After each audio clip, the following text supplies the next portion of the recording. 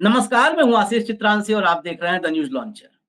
भारत के संसदीय इतिहास में स्पीकर की भूमिका और उस कुर्सी पर विराजमान लोगों का इतिहास बड़ा स्वर्णिम है। लेकिन उस कुर्सी पर अब विराजमान जो हैं ओम बिरला साहब, लोकसभा के स्पीकर। उस कुर्सी पर जब से ओम बिरला बैठे हैं, इतनी लानत मलानत हुई है, इतनी फजीहत हुई है कि एक पूरा का पूरा काव्य लिखा जा सकता है। अब बिरला साहब सदन में रंगे हाथों पकड़े गए हैं। हालांकि कई बार पकड़े जा चुके हैं, लेकिन रंगे हाथों पकड़े गए। एक तरफ वो रंगे हाथों पकड़े गए तो दूसरी तरफ किरण रिजिजू लोकसभा में, संसद में मोदी और शाह के सेनापति हैं।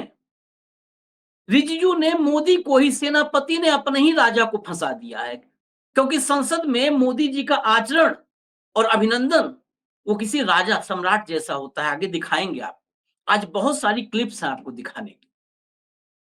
और ये सब कुछ हुआ है राहुल गांधी के चक्कर। सिर्फ एक राहुल गांधी, कैसे राहुल की जुबान बंद कर दी जाए, उसी चक्कर में ओम बिरला की जुबान बंद हो गई है। राहुल के सामने अब मुंह नहीं खुल रहा है ओम बिरला का। 24 घंटे से ज्यादा वक्त हो चुका है, बवाल जारी है, संसद के भीतर का बवाल सड़कों पर आ चुका है, लेकिन ओम बिरला की जुबान बंद है। अब सिलसिलेवार आपको हम दिखाएं ये घटनाक्रम। भाऊ पूरे डिटेल में बताएंगे। एक वीडियो बनाया था भाऊ ने, लेकिन अब एक्सटेंशन है उसका। स्वागत है भाऊ आपका। उसका एक्सटेंशन है, तो एक्सटेंशन पर चलें उससे पहले कुछ आपको नमूने दिखाते हैं। अब ये नमूने दिखाने का मतलब ये मत समझिएगा कि मैं संसद में बैठे लोगों को नमूना कह रहा हूं। हालांकि पता नहीं कौन लोग हैं, लेकिन नमूने में दिखाता हूं। ये नमूने नहीं है, ये सैंपल है। चलिए दिखाइए, पहला सैंपल जरा दिखाइए, पहला सैंपल दिखाइए, पेश कर दीजिए। देखिए, ये हमारे मोदी जी हैं। अभी हम आपको बताएंगे सब दिखा क्यों रहे हैं। देखिए, ये देखिए, अब ये प्यार है, दुलार है, पुचकार है, हम तो कुछ टिप्पणी ही नहीं करेंगे। हम लोग सामान्य छोटे पत्रकार हैं। वो करोड़ों की, अरबों के आजकल वीडियो आप देख रहे होंगे पत्रकारों के, जो वाकई वाकई राष्ट्रवादी पत्रकार हैं, उनकी कोठियां देखिए, एक्स पर वायरल हो रहा है। अब हटाइए, अगली क्लिप लाइए, दनादन लाइए क्लिप, अगली क्लिप लाइए, अगली क्लिप लाइए। ये वाला और गौर से कैसे आंख खोली जा रही है, कैसे बंद की जा रही है, इतनी जल्दबाजी क्या? देखा आपने? ये मोदी जी हैं। तीसरा भी देख लीजिए, दिखाइए। हाँ, उग्रवादी बोलने में तो कभी खड़ा होगा, ये बता रहा हूँ। उग्रवादी सर, ये जो श्रेय अगर जाता है तो देश के प्रधानमंत्री को जाता है। जी प्लीज, ये आतंकवादी है, उग्रवादी है, ये मुल्ला आतंकवादी है। सर अभी मैं बताना चाहता हूँ, यही पे हटा दीजिए, इसको डाउन यही कर दीजिए, यही डाउन कर दीजिए। इसलिए कहे कि वो हम लोग सुना नहीं पाएंगे, ये जो है आतंकवादी है और ये है और आपत्तिजनक शब्द। लेकिन जब ये चल रहा था तो स्पीकर की कुर्सी पर बिरला साहब नहीं थे, लेकिन कहते ना कि परंपरा का वाहक वही है, ध्वजवाहक है बिरला, तो वही उन्हीं के हिसाब से चलेगा।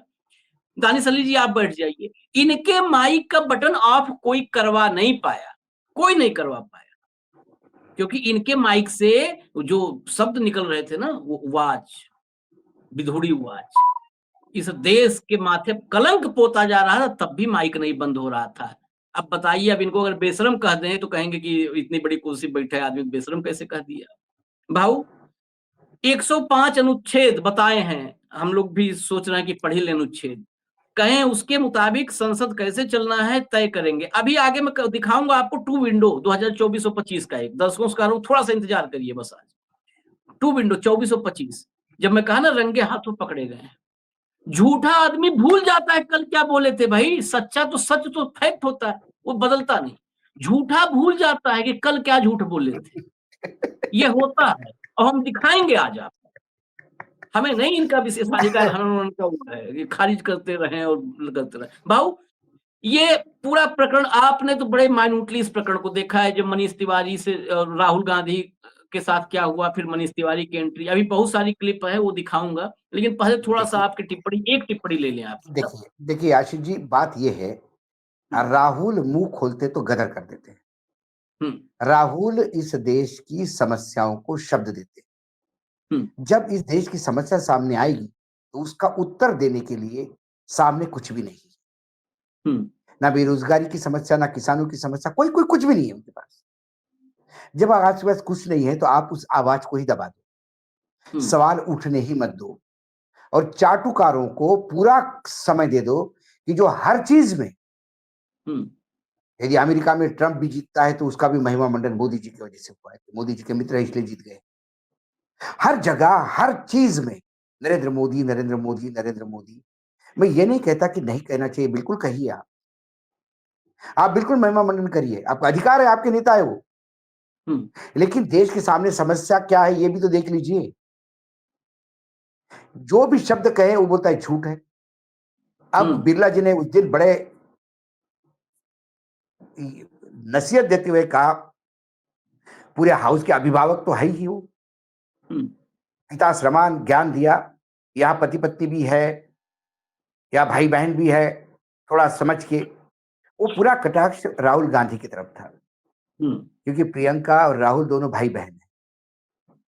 तो कभी भाई जाते समय बहन पे दुलार किया उसने, उसके गाल पे थपथपाया या उसका गाल खींच लिया, हो सकता है अच्छा बोला हो या कोई किसी बारे में, तो ये अवमानना है हाउस की।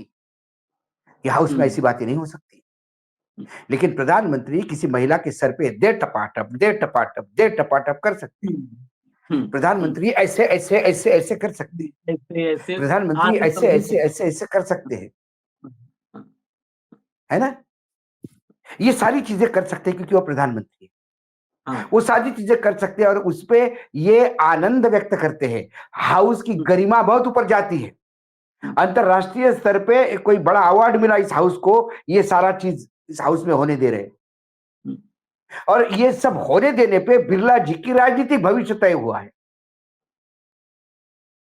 बिरला जी क्यों स्पीकर है? क्या बिरला जी का कंट्रीब्यूशन है भाई पॉलिटिक्स में? भाजपा में क्या कंट्रीब्यूशन है उनका?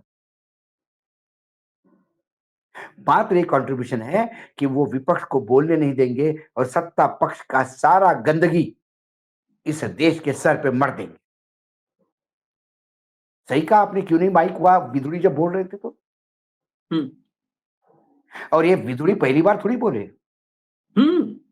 आदरणीय सुमित्रा महाजन जब वहां पे स्पीकर थी तब भी विदुड़ी का एक कांड हुआ था, एक महिला के लिए अभद्र बोला था, और चेंबर में बुला के जो उसकी क्लास लगाई थी। ये हैबिचुअल ऑफेंडर है, क्योंकि इसको ये पता है कि वर्तमान में जो लोग बैठे हुए हैं, मतलब ये शब्द मुझे यूज करना पड़ रहा है, मैं माफी के साथ ये शब्द यूज कर सकता हूं, स्टैंडर्ड इतना छिछोरेपन का हो गया है जिसमें विदुड़ी जैसे कि वक्तव्य को रिकॉर्ड में रखा जाता है। बाद में रिकॉर्ड से निकाल दिया होगा जब बवाल हुआ। क्या कोई एक सांसद अपने दूसरे सांसद को बोल सकता है तो आतंकवादी है?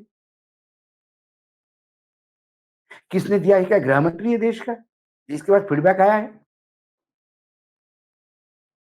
मुसलमान होना इस देश में आतंकवाद होना है, आतंकी होना है? तो जो 10-10 कारपोरेटर जीत के आए गुजरात में बीजेपी के टिकट पर, वो आतंकी है? प्रधानमंत्री ईद के लिए खास तोहफा देने जा रहे हैं 30 लाख मुसलमानों को, तो प्रधानमंत्री आतंकियों की मदद कर रहे हैं? आतंकी को मदद करने वाला आतंकी ही हो सकता है। यदि विदुड़ी की बात माने तो विदुड़ी से ज्यादा देशभक्ति इस देश के मुसलमान हैं। तो कुल मिलाकर ऐसे टाइम पे माइक बंद नहीं होंगे, ऐसे टाइम पे स्पीकर के मुंह से गले से आवाज नहीं निकलेगी। क्या प्रधानमंत्री को बोलने की इसकी हिम्मत है कि आप ये महिला के साथ क्या सर पे मार रहे हैं? ये पार्टी कार्यालय है क्या? ये पार्लियामेंट है, यहाँ गरिमा रखिए। गरिमा ध्वस्त तभी होती है जब एक भाई अपने बहन को दुलारता है। और मैं मानता हूं कि प्रधानमंत्री के सामने जिस महिला के सर पे उन्होंने मारा, बेटी समझ के मारा होगा। हाँ, प्रधानमंत्री एक पिता की भूमिका में थे। मुझे व्यक्तिगत तौर पे कुछ गलत नहीं लगा उसमें, लेकिन फिर बिरला जी के अनुशासन के हिसाब से तो वो गलती है। और ये पहले हुआ है, राहुल गांधी वाला मामला बहुत बाद में हुआ है। ये क्या लेट करंट है क्या? स्पीकर बैठे हुए हैं, इतने देर से समझ में आता है उनको। ये क्या हुआ?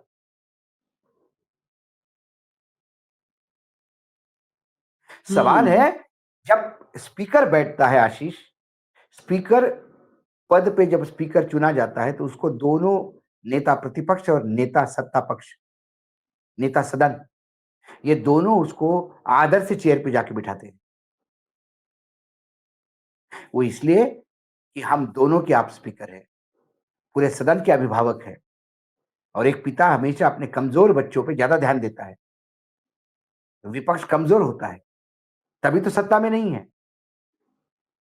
सत्ता पक्ष सत्ता में है, ताकत है उसके पास। तो कमजोर को आप सुनोगे या आप सत्ता पक्ष को सुनोगे? दिखा देते हैं ना, और क्लिप दिखा देते हैं, और दिखा देते हैं।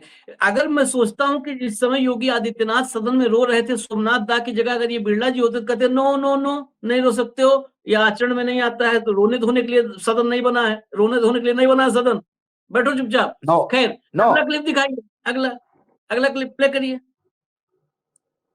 तो आज मुझसे पहले वक्तव्य देने का अधिकार दिया गया, उन्होंने जाते जाते एक अभद्र यहां पर लक्षण के दर्शन दिए। It is only a misogynistic man who can give a flying kiss to a parliament with seats female members of parliament. हटाइए। ये जिसकी बात की वो पूरे संसद के किसी कैमरे ने नहीं बताया था, और इनको कि ऐसी बातें आप कर रही हो, आप ऐसी बात लाई कैसे जो कहीं पे कैमरे में नहीं कह रहे। अगली क्लिप दिखाइए, 2-3 और दिखा देते हैं, 2-3 और प्ले करिए फटाफट कंट्रोल। To the nation, माफी मांगो इस देश से, माफी मांगो सोनिया गांधी आदिवासियों से, माफी मांगो औरतों से, माफी मांगो गरीब से। हटा दीजिए, सब लंबी क्लिप्स हैं, हटा दीजिए। अगला भी ले आइए, चला। माफी मांगो सोनिया गांधी। सोनिया गांधी इनके माँ को उम्र। अब देखिए साहब को, ये देखिए धनखड़ साहब अभी खड़े हैं। संसदीय लोकतंत्र में इसको भी देखिएगा गौर से। मैं क्रिटिसाइज नहीं कर रहा, बस दिखा रहा हूं। वो पीछे पीछे स्पीकर साहब पीछे पीछे है, मुस्कुराहट लिए, हंसता हुआ नूरानी चेहरा। और देखिएगा ये जो है उपराष्ट्रपति पीछे वो हैं जैकेट में, गर्दन तक ही दिख रही है, उनका गर्दन तक ही कैमरे में फुटेज में दिख रहा होगा आपको। ये देखिए सारे लोग खड़े हैं। और ऑडियो खोल दो भैया, ऑडियो खोल दो, असली तो ऑडियो ही है। ऑडियो मोदी मोदी चल रहा है पूरा। आप लोग भी सर्च करके क्लिप देख सकते हैं। ये देखिए, ये इस सदन ने अटल बिहारी वाजपेयी को भी देखा है, इस सदन ने राजीव गांधी को, विश्वनाथ प्रताप सिंह को, चंद्रशेखर को, देवगौड़ा को, गुजराल को, मनमोहन सिंह को, और उससे पहले तो खैर आयरन लेडी इंदिरा गांधी को भी देखा है, शास्त्री जी को, ईमानदारी की प्रतिमूर्ति शास्त्री जी को भी देखा है, और नेहरू को भी देखा है। कभी तो नहीं हुआ, हम तो अटल जी के समय पूरा कार्यकाल हम लोग देखते थे, अटल अटल अटल अटल, कभी नहीं हुआ। मोदी मोदी, ये क्या है? ये साउंड क्या है? ये साउंड होता है जैसे कोई छत्र साम्राज्य का कोई होता है ना, जो है राजा, सम्राट के आने पर होता है ऐसे बाहुबली में जो आवाज लगती है, हाँ, बाहुबली से उस टाइप। ये लोकतंत्र की मर्यादाओं को, संसदीय लोकतंत्र पर ये धब्बा नहीं लगा। और दिखा दीजिए फिर भाव से एकदम फाइनल। माननीय सदस्यगण, आप सबसे अपेक्षा की जाती है कि आप सदन में सदन की मर्यादा और शालीनता के उच्च मापदंडों को बनाए रखें। सदन में मेरे संज्ञान में ऐसी कई घटनाएं जब मान्य सदस्यों के आसन सदन की उच्च परंपराओं मापदंडों के अनुरूप नहीं है। इस सदन में पिता पुत्री माँ बेटी पति पत्नी सदस्य रहें। इस परिप्रेक्ष्य में मेरा नेता परिपक्ष से अपेक्षा है कि लोकसभा प्रक्रिया कान संचालन नियम 349 के वर्णित सभा में पालनीय नियमों के अनुरूप सदन में आचरण व्यवहार करें, जो सदन की मर्यादा और प्रतिष्ठा के अनुरूप रहना चाहिए। मैं पुनः आग्रह करता हूं, इस सदन में विशेष रूप से प्रतिपक्ष के नेता से तो ये अपेक्षा की जाती है कि वो आचरण रखें। सदन की कार्रवाई 2 बजे तक के लिए स्थगित की जाती है। सदन के नेता से नहीं उम्मीद इनको कोई है। देखिए, ये भी बात गौर से समझने वाली है कि अब ओम बिरला को भी सदन का नेता नहीं, प्रधानमंत्री से उनको कोई उम्मीद नहीं है। उनको भी उम्मीद नेता प्रतिपक्ष से ही है। कांग्रेस वालों को ये दिखाना चाहिए कि ओम बिरला को भी उम्मीद नेता प्रतिपक्ष से है। और ओम बिरला जी को कम से कम इतनी परंपरा और इतनी शालीनता होनी चाहिए थी कि जब उनने नेता प्रतिपक्ष का नाम लिया तो फिर 2 सेकंड रुक जाते हैं, देख के भग लिए तुरंत।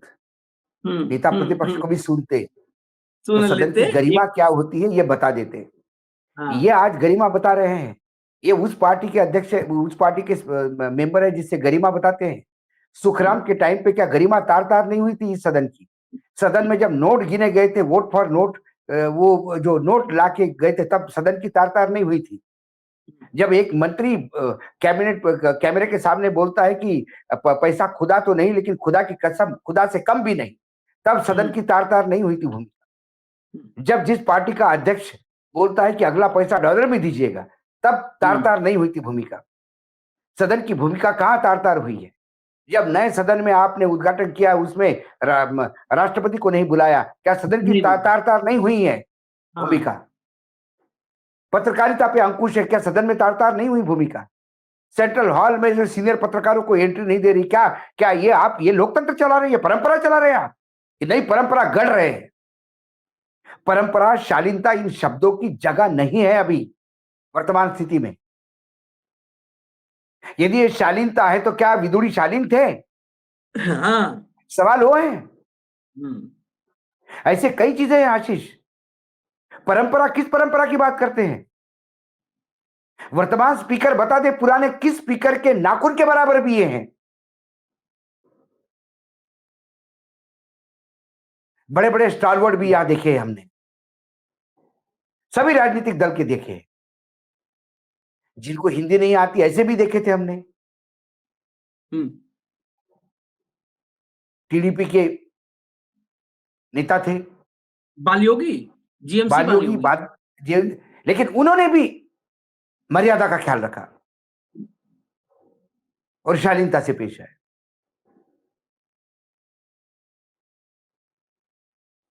आपको दिखा देते हैं झूठ। मैंने कहा था कि सबूत दिखा देते हैं झूठ का। जरा 2 विंडो दिखाइए, 2 विंडो, जो 2 विंडो है 24 और 25 वाला, वो दिखा दीजिए। माइक में बंद नहीं करता हूं, पूर्व में भी आपको व्यवस्था दी थी। यहाँ कोई बटन नहीं होता, यहाँ कोई बटन नहीं होता। माइक जब ही चालू होगा जब माननीय अध्यक्ष उसकी अनुमति देगा। बिना अध्यक्ष के माइक चालू नहीं हो सकता। बताइए, एक बार फिर दिखाइए इसको। 24 में कहे अध्यक्ष के पास कोई अधिकार नहीं, कोई बटन नहीं होता। 25 में कह रहे हैं कि बिना अध्यक्ष के कहे माइक बटन नहीं दबाया जा सकता। माइक में बंद नहीं करता हूं, पूर्व में भी आपको व्यवस्था दी थी। यहाँ कोई बटन नहीं होता, यहाँ कोई बटन नहीं होता। माइक जब ही चालू होगा जब माननीय अध्यक्ष उसकी अनुमति देगा। बिना अध्यक्ष के माइक चालू नहीं हो सकता। ये आदमी संसद को भी, संसद जो है ना, ये संसद परिसर में बहुत विशेषाधिकार प्राप्त हो जाते हैं, लेकिन ये विशेषाधिकार अगर इस लोकतंत्र के गर्दन को गले दबाने लगे तो विशेषाधिकार कोई मायने नहीं रखते। ये विशेषाधिकार इस देश से बड़े थोड़ो है विशेषाधिकार कि भारत से बड़े बिरलक विशेषाधिकार हो गए हैं। इनको तो बाहर इनसे पूछना चाहिए। संविधान 24 में झूठ बोल रहे थे, 25 में झूठ बोल रहे हो। नहीं, संविधान के अनुसार। अब मुझे एक बात और है, क्या किरण रिजिजू ने कुछ झूठ के बारे में बोला था? क्या आपने सुना? हाँ, वो भी बता देता हूँ। अब वो आपने पहले कहा, पहले बता दीजिए। रिजिजू साहब ने कहा है आज ये बड़े बड़े चैनलों की ब्रेकिंग न्यूज थी। ब्रेकिंग रिजिजू ने कहा है कि हम झूठ बोलने की इजाजत नहीं दे सकते हैं। ये कैसे हो सकता है कि सदन में कोई बोले कि कब्रिस्तान ले लेंगे, मुसलमानों की जमीन ले लेंगे? ये क्या मुमकिन है? ये झूठ बोलने की इजाजत हम नहीं दे सकते सदन में। ये रिजिजू साहब ने बोला है। अब जब ये बोले हैं तो मोदी जी की चर्चा करनी पड़ेगी। नहीं, तो रिजिजू को ये पहले पूछना पड़ेगा कि फिर बिरला साहब का माइक कब बंद होगा? 2024 में बंद होना चाहिए था कि 2025 में बंद होना चाहिए? कुछ तो झूठ बोला है, पहले झूठ बोला है या बाद में झूठ बोला है, दो बात तो सच नहीं हो सकती। चाइना भारत के जमीन पे 1 इंच भी नहीं है, ये झूठ किसने बोला? नोटबंदी से आतंकवाद खत्म हो जाएगा, ये झूठ किसने बोला? किसानों की आय दुगनी हो गई है, ये किसने बोला? अरे भाई आशीष जी, यदि इस देश में नेताओं के, आम आदमी छोड़ दीजिए, सिर्फ विधानसभा और लोकसभा के सदस्यों के झूठ बोलने पे जीएसटी लग जाए, वो भी मात्र 5%, तो ये देश 5 ट्रिलियन की इकोनॉमी 1 महीने में हो जाएगा। क्योंकि 2014 से लोगों ने मुंह खोला है तो झूठ बोलने के लिए। एक बोलता है चाइना आया नहीं, दूसरा बोलता है चाइना वापस गया। जब आया ही नहीं तो गया कैसे? हे भगवान। सेना अध्यक्ष कहते हैं कि चाइना वहां घर बना रहा है, हमारी टेरिटरी में घुस रहा है। ये कहते हैं कि लाल आंखें दिखाएंगे तो चाइना 4 कदम पीछे चला जाएगा। पता ही नहीं। लद्दाख के सांसद लेटर लिखते हैं कि हमारी गोचर की जमीन नो मैंस लैंड में गई और नो मैंस लैंड चाइना ने हड़प ली। अब नो मैंस लैंड में गाय भैंसे चरने जाती है तो प्रोटेक्शन में जाती है। कौन झूठ बोल रहा है, कौन सच बोल रहा है? पुलवामा का सच अभी तक किसी के सामने नहीं आया। हमारे देश के जवान शहीद हुए, शहादत का दर्जा नहीं उनको मिला पुलवामा वाले को। 25 लाख रुपए मुआवजा देंगे, लोग ढूंढ ही रहे मुआवजा देने के लिए। रेलवे में एक्सीडेंट, रेलवे पे जो भागदौड़ी हुई उसके वीडियो जो आए हैं, उस वीडियो से क्या कानून व्यवस्था खराब हो सकती थी? आज इतने भूकंप आए म्यांमार में और थाईलैंड में, और रोज हम वीडियो देख रहे हैं, हर पल पे वीडियो आ रहे हैं, नए नए बिल्डिंगे गिर रही, लोग भाग रहे हैं। उससे क्या वहां कानून व्यवस्था हो रही है गड़बड़? और हमारे आईटी मिनिस्टर जो रेलवे मिनिस्टर भी है, वो कहते हैं कि नहीं हमने वो 11-15 वीडियो हटाए। क्यों हटाए? किस बात का डर है? झूठ पकड़ने का डर है? साच को आंच नहीं, दिखाओ वीडियो, कुछ गलत हुआ हो तो डरे, लेकिन सब गलत ही हुआ हो तो वीडियो मत दिखाओ। सर्वोच्च न्यायालय ने बहुत बढ़िया निर्णय दिया कि साहित्य, कवि, स्टैंड अप कॉमेडियन, इससे कोई लॉ एंड ऑर्डर का प्रॉब्लम नहीं होता, इससे मानहानि नहीं होती। इससे वो लोग डरते हैं जो गलत होते हैं। एकनाथ शिंदे को 3 बार सोचना पड़ेगा अभी। तो कुल मिलाकर झूठ पे झूठ, झूठ पे झूठ, झूठ के बेस पे बैठे हुए लोग। एक जन कहता है कि हम जो एयर स्ट्राइक किया वो देश के आज सैन्य ने किया, देश ने किया, उसमें चुनाव में मिलाने का सवाल ही नहीं उठता। दूसरा कहता है कि हमारी सरकार होते हुए हुआ है ये, इसको तो बिल्कुल भूलेंगे हम, बिल्कुल बात करेंगे हम। कुंभ में हादसे 3 हुए, एक हादसा मान रहे, उसमें भी कितने लोग मरे पता नहीं, 30 का ही नाम दिया। वहां झूठ कौन बोलेगा? जीएसटी के मार से, मेरे पास आंकड़े हैं आशीष, जीएसटी के मार इतनी पड़ रही है किसानों को कि किसान भाई मेरे 15,000 रुपए उनका पर हेक्टर का खर्चा बढ़ा है जीएसटी के चलते। 15,000 रुपए हेक्टर। जो इक्विपमेंट और ट्रैक्टर के स्पेयर पे 22 से 28% जीएसटी। जो इंसेक्टिसाइड है, दवाइयां, कीटकनाशक, उस पे 18% है। जो वेडिसाइड्स है, जो घास खरपत निकालने के लिए, उस पे 18% है। इक्विपमेंट जो बाकी जो है उस पे 12 से 18% है। जो पंप है पानी के, उस पे 18% है। जो स्प्रे पंप है, फवार जो जिससे दवाई छिड़कते हैं, उस पे 18%, 12 से 18% है। पीवीसी पाइप जो इरिगेशन में काम आते हैं, 12 से 18% है। जो खाद है उस पे 12% है। रासायनिक खाद पे 5% है। डीजल पे 5%। मतलब क्या करेगा वो आदमी? 1 हेक्टर पे जितना वो खाद यूज करता है, डीजल यूज करता है, बाकी चीजें यूज करता है, उस पे 15,000 रुपए वो जीएसटी देता है। आप उसके खाली मुंह पे जीएसटी 6,000 रुपए मारते हो साल में और कहते हो कि सम्मान निधि।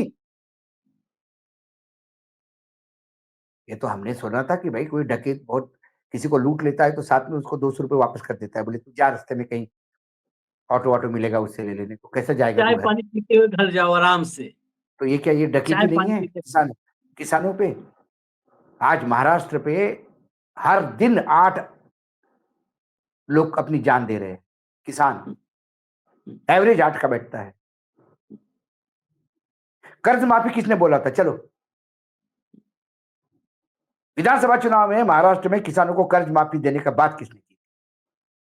चुनावी जुमला हो गया वो। आज जुमला बोल दिया वित्त मंत्री ने पैसा नहीं।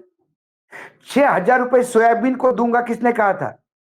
मोदी जी, प्रधानमंत्री हमारे मोदी जी। क्या हो गया? जुमला निकला। 4,800 पे भी खरीदने के लिए नहीं, कोई नहीं एमएसपी पे। उसके बाद लोकसभा चुनाव के समय ये बोल रहे ना रिजिजू, आज किसी की कब्रिस्तान की जमीन कैसे ले सकते हैं, तो किसी का मंगलसूत्र कैसा खींच के किसी मुसलमान महिला को दे सकते हैं? 2 भैंसों में से एक भैंस खोल के ले जाते हैं, 2 कार में से एक गाड़ी ले जाएंगे, 2 फ्लैट में से एक फ्लैट ले जाएंगे। कौन बोला था ये? मशीन फैक्ट्री झूठ वाली। आप बोलो, आप व्यभिचार करो तो भी सदाचार माने और दूसरे सदाचार को व्यभिचार कहो। ऐसे चाटुकारों की फौज और ऐसे झूठों की फौज इस देश के लोकतंत्र को लगा हुआ कीड़ा है। दुर्भाग्य है कि जिस बागड़ को खेत का रक्षण करना है, वो बागड़ी खेत को खा रही है चुनाव आयोग। हाँ, बागड़ खेत जिस खा रहा संविधान है। के जो 3 स्तंभ है, वो 3 स्तंभ हिल रहे हैं। न्यायपालिका के यहाँ नोटों के बंडल मिलते हैं। पत्रकारिता तो पूछो ही मत, हम खुद अपने आप को पत्रकार कहने में शर्मा जाते हैं। विधायिका ने तो अपना रोल, हमने आज पूरा शो ही उस पर किया, और कार्यपालिका विधायिका के सामने नतमस्तक होकर अपना उल्लू सीधा कर रही है। अधिकारियों के यहाँ भी करोड़ों मिल रहे हैं, या दोनों के, या तो जजों के यहाँ मिलते हैं या अधिकारियों के यहाँ मिलते हैं। पता नहीं, हो सकता है ये सब वेयर हाउस का काम कर रहे हो तीसरे वाले के लिए। क्या बताए भाई साहब, भंडारण की व्यवस्था कहे इसको, किसानों को तो नहीं दे पाए, नोट वालों को दे रहे हैं। हाँ, किसानों को आप कहे। आखिर में बिरला जी के चर्चा करते करते आखिर में हम आपको बता दे, बस 3 दिन से खबर चल रही है, हफ्ते भर हो गए, कोई चर्चा नहीं है। औरंगजेब से फुर्सत ही किसी को नहीं है। औरंगजेब से, अकबर से, बाबर से, राणा सांगा से फुर्सत ही नहीं है। 1.5 रुपया किलो टमाटर, चर्चा इस पे होनी चाहिए। 1.5 रुपया किलो टमाटर, भाव 1.5 रुपया मिल रहा है। 25 पैसे पर किलो पत्ता गोभी।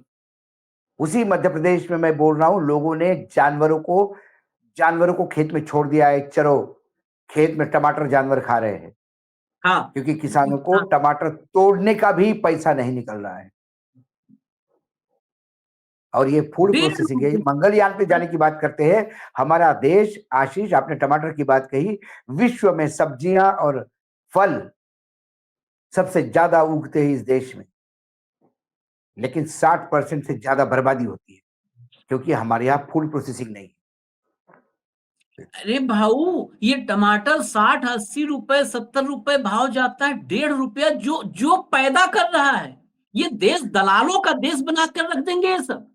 कि केवल बिल्कुल, दलाल बिल्कुल। इस देश में तरक्की करेगा। वो चाहे पत्रकारिता में दलाल होगा, चाहे जुडिशरी में दलाल होगा, चाहे व्यवस्थापिका में दलाल होगा, चाहे कार्यपालिका में दलाल होगा। दलालों का देश होगा, दलाल जहां फलेंगे फूलेंगे और मोटाएंगे, वही खाली दलाल खाली इस देश में आगे बढ़ेंगे। बस बिल्कुल। 1.5 रुपया 1 रुपया किलो आप सोचिए तो चक्कर आ जाता है कि टमाटर जो है 1.5 रुपया 1 रुपया किलो जो है बिकेगा। ये हालत हो गई है। और चर्चा औरंगजेब की करेंगे, बाबर की करेंगे। एक कीर्ति झा ने बड़ा गजब बोला, वो बहुत बढ़िया बोला कीर्ति झा ने, और एक आसिम वकार प्रवक्ता हैं ओवैसी के, बहुत अच्छा बोला। विषयांतर है लेकिन 30 सेकंड में बस खाली वो बता चर्चा खत्म करेंगे। कहा भैया, और कीर्ति झा का मैं सुना बयान, कहा ये बताइए औरंगजेब पे बाबर पे लड़ रहे हैं सब, राणा सांगा कौन था पोता? महाराणा प्रताप। महाराणा प्रताप के खिलाफ कौन लड़ा अकबर की तरफ से? राजा मान सिंह।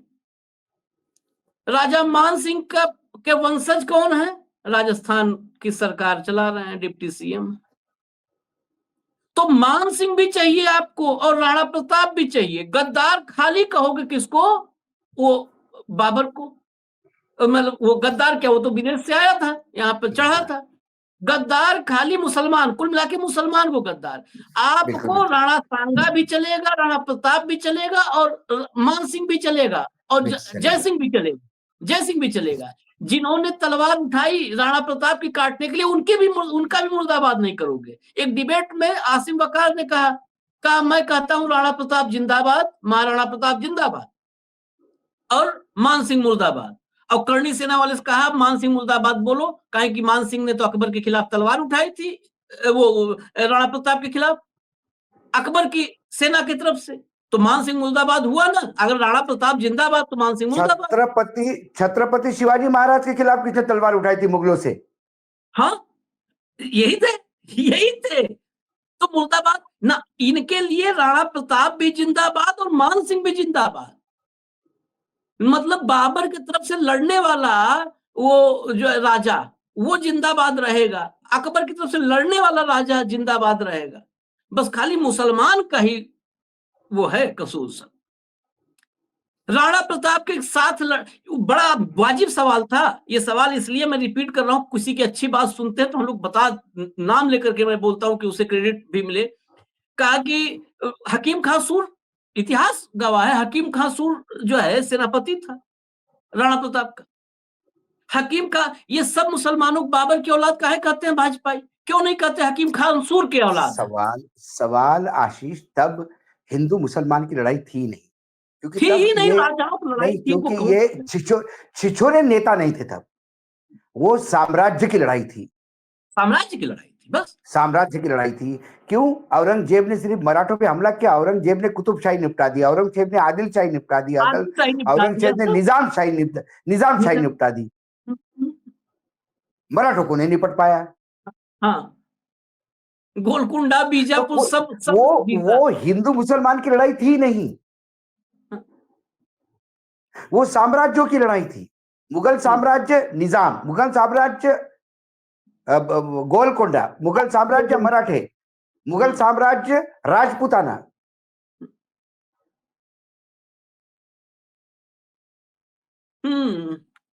ये चलिए, ये तो आखिर में इसलिए खाली कि ये जब ऐसे ही खेती है, अपने मन की खेती, जहर का जो है नफरत की फसल, ये लहलहा रही है, और टमाटर 1.5 रुपया किलो बिक रहा है। तो इसलिए बिक नहीं रहा है आशीष, फेंका जा रहा है। फेंका जा रहा है, सही, करेक्ट मैं करता हूँ, फेंका जा रहा है, बिल्कुल सही, फेंका जा रहा है, मवेशियों को खिलाया जा रहा है। तो नफरत की फसल इसीलिए लोग कर रहे हैं सब, इसीलिए संख्या बढ़ रही है ना। नफरत की फसल में लाभ है, मुनाफा है, और फसल बरहोमासी है। इसमें न जाड़ा गर्मी बरसात का फर्क है, न अतिवृष्टि सूखा और ओलावृष्टि, कोई खतरा नहीं, कोई खतरा नहीं। और हमारी सदन में, संसद में ऐसे ऐसे लोगों के हाथ में कमान है। इजाजत दीजिए, फिर आएंगे भाव के साथ। मिड डे मुद्दा विद अशोक वानखेड़े कल दोपहर में होगा, उससे पहले डायरेक्ट हिट, एक्सरे, सब कार्यक्रम आप देखते रहिए। थोड़ा न्यूज लॉन्चर आप लोग देखिए, थोड़ा हम लोग कष्ट देते हैं, देखते रहिए। इजाजत दीजिए, नमस्कार।